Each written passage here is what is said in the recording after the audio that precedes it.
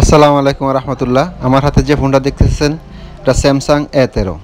আসলে ফোনের সব কিছুই ঠিক আছে, সমস্যা শুধু একটাই, ফিঙ্গারপ্রিন্ট পাওয়ার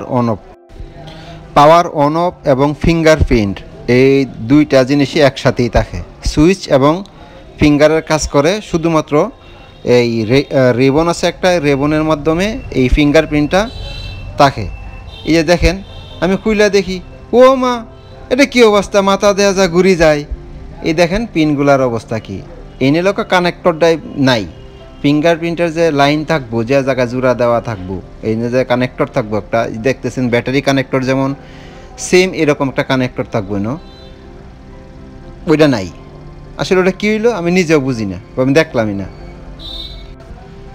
আসলে এটা কি হারায় গেছে নাকি কেউ নিয়ে গেছে, আমি তো এটা বুঝতেছি না।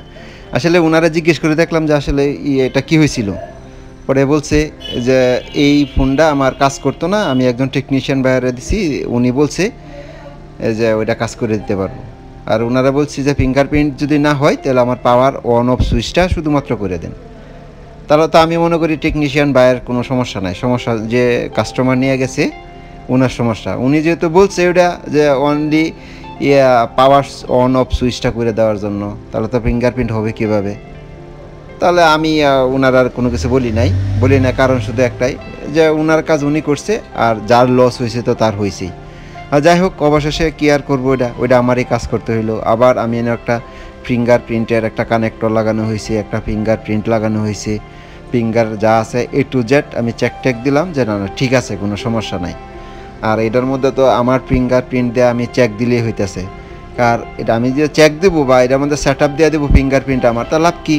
চালাবে উনি, তাহলে আমার এটা লাভ কী? তাই আমি ফিঙ্গারপ্রিন্টার লাগানোর পর আমি চেক দিলাম যে ফিঙ্গারপ্রিন্ট ঠিক আছে কি না। দেখলাম যে না ঠিক আছে, পাসওয়ার্ড টাসওয়ার্ড সব কিছু ঠিক আছে। দেখেন এই কাজটা, সম্পূর্ণ কাজটা কীভাবে করলাম আমার সঙ্গেই থাকুন এবং ফুল ভিডিওটা দেখুন, তাহলে বুঝতে পারবেন আসলে এটা একটা ঝামেলা ছিল নাকি একটা প্যারা ছিল এটার মধ্যে। দেখেন এই যে কানেক্টরটা, এই কানেক্টরটা কি ওনার পুরাটা কি ঠিক হয়েছে কিনা আপনারা বলে দেন, আমার কমেন্টে জানা যান যে আমি যে এখন নতুন কানেক্টরটা লাগাইলাম এটা কি উনি যে কাজ করছে, যে আগে একজন টেকনিশিয়ান ভাই কাজ করছে, উনি কি কাজটা ঠিক করছে কিনা, যে ওটা ফালাইয়া দেয়া শুধুমাত্র তার জ্বালাই দেওয়ার লাগে। এটা পাওয়ার সুইচে তো তার এমনিতে জ্বালাই দেওয়া যায়, একটা ওয়্যার দিয়ে একটা তার দুইটা তার টানা নিতে হয়, কিন্তু এটা ফিঙ্গারপ্রিন্টের কানেক্টরটা তো ফালানো কোনো প্রয়োজন মনে হয় না। আর যারা নতুন টেকনিশিয়ান বা যারা সিনিয়র টেকনিশিয়ান ভাই আছেন, তারা অবশ্যই এই ভিডিওটা যদি দেখেন তাহলে কমেন্ট করে যাবেন যে আসলে কি যে টেকনিশিয়ান ভাই কাজটা করছে উনি কি কাজটা ঠিক করছে কিনা। আমার সঙ্গে থাকুন এবং ফুল ভিডিওটা দেখুন।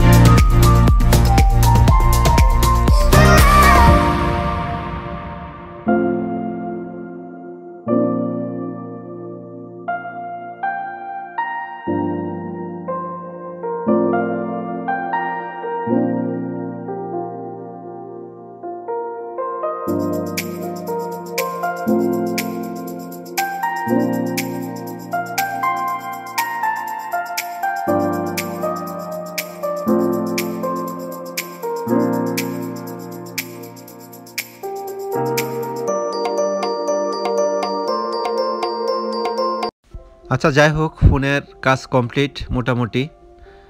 এখন আমি আবার এই ফোনটা চেক দিয়ে নিব যে ফোনের চার্জ আছে কি না, এগুলো তো জানা নাই। ফিঙ্গারপ্রিন্ট প্লাস পাওয়ার সুইচ এটা তো একই সাথে থাকে, এটা তো একসাথে লাগানো হয়, আলাদা আলাদা না।